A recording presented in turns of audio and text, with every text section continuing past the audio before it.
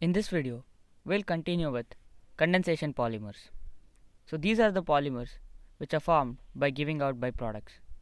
The first example, which is dacron, or also called as pterylene. So now consider n moles of ethylene glycol and n moles of terephthalic acid at a temperature of 420 to 460 Kelvin and in the presence of a catalyst, which is zinc acetate and antimony trioxide. Then remove H from glycol part and OH from terephthalic acid part as H2O byproduct. Then join the oxygen of glycol and the carbon of terephthalic acid as shown in this product. And then do the same on the other side as well. Remove OH and H, which leaves O single bond and C double bond O single bond. Put the brackets and write n moles and also n moles of H2O as byproduct, which would form dacron, or also called as pterylene. And the name pterylene comes from the monomers, where the ter comes from the terephthalic acid part and ylene represents ethylene glycol. So this is how it is named. So these are the two monomers which are used in the formation of dacron, or also called as pterylene.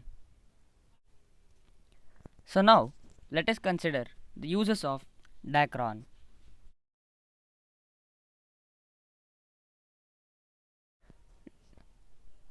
Pterylene, or also called as dacron, is used in making magnetic recording tapes.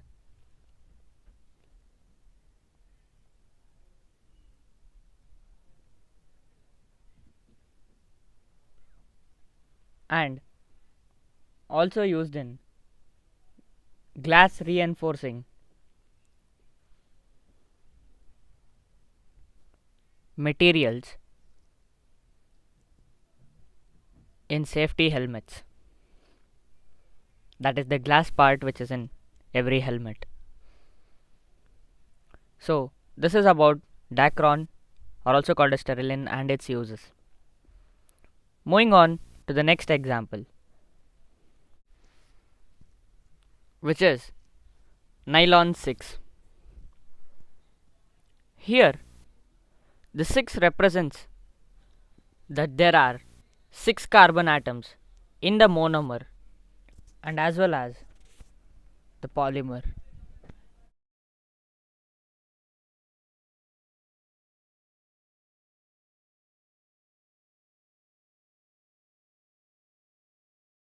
Now let us consider n moles of caprolactam in a temperature of 533 Kelvin to 543 Kelvin and in presence of H2O, which would break the bond which is existing between C double bond O and NH to form a polymer which is nylon 6, which also contains 6 carbon atoms as that of the monomer.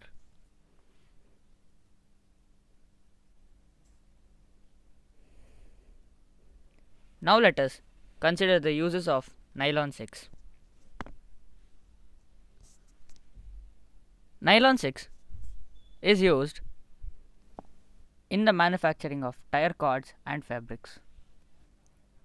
So moving on to the next example, which is nylon 6,6. In this 6 represents that there are 6 carbon atoms in the first monomer,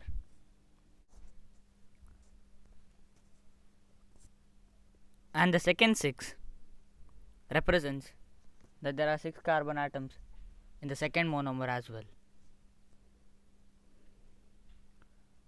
That is 6 carbon in hexamethylene and 6 carbon atoms in adipic acid.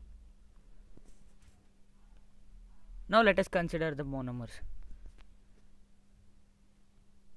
Since the name says hexamethylene, that is 6 CH2 groups, and diamine, which represents 2 NH2 groups, which is one monomer, which would react with adipic acid at a temperature of 553 Kelvin to give us nylon 6, whereas one hydrogen from here and OH from here, one hydrogen from here and OH from here to give us H2O as byproduct.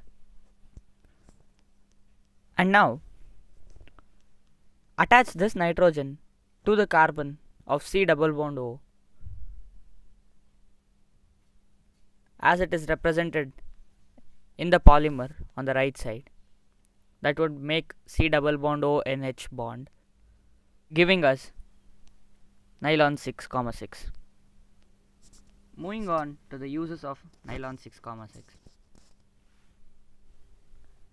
Nylon 6,6 is used in making bristle for brushes and also used in making socks and sweaters.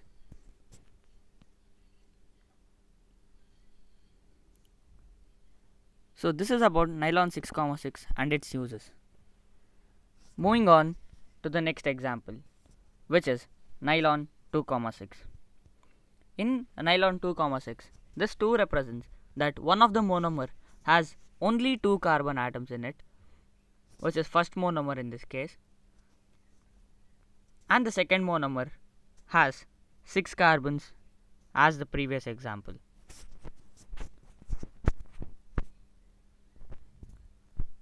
So the first monomer is glycine, which has only 2 carbons in it, whereas the second monomer is aminocaproic acid, which has 5 plus 1, 6 carbons in it. Note that glycine, which is used as monomer, is an naturally occurring amino acid. So when this glycine reacts with aminocaproic acid, the hydrogen from the NH2 and the OH from the COOH part gets removed as H2O, and these two as well, to give us a polymer which is nylon 2,6. Moving on to its uses.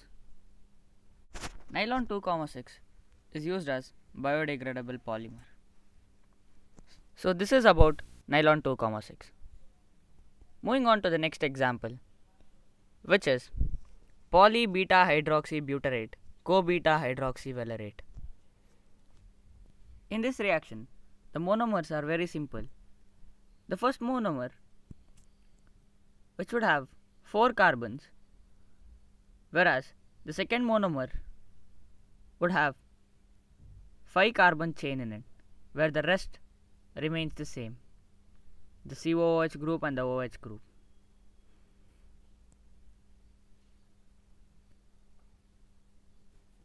So when these two monomers react together,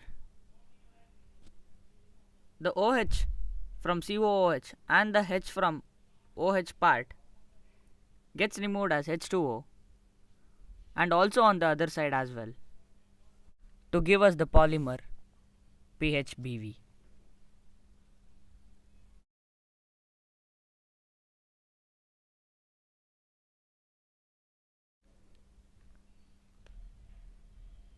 Let us consider the uses of PHBV.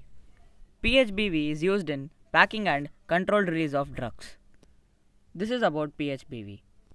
Moving on to one of the important topic, which is called as vulcanization. Vulcanization is a process of heating natural rubber with sulfur to a temperature of 100 to 140 degrees Celsius to improve its properties is called vulcanization.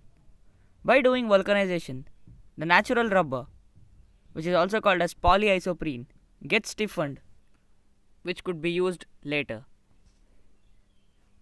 Moving to the last part of this chapter, and a small topic as well, which are polyesters and polyamides. So, polyesters are those polymers which have this C double bond O linkage, which also represents C double bond O, and this whole part represents an alkyl group R, and this whole part represents another alkyl group R. So the whole compound looks like a member of an ester family. So the polymers which contains C double bond O bonded to alkyl groups are called as polyesters. And dacron, which is also called as sterylene, is an example for polyester. Whereas in a polyamide, there is C double bond O NH linkage, which represents C double bond O NH bonded to two alkyl groups. In this case, this part represents one of the alkyl group and this part represents another alkyl group, and the whole compound is an example for amide group or an amide compound. So any polymer which contains the C double bond O NH group is considered as an example for polyamide, and in this case nylon 6,6 is an example for polyamide. So I hope all the concepts including condensation polymer is clear. So that's it for the video. Thanks for watching.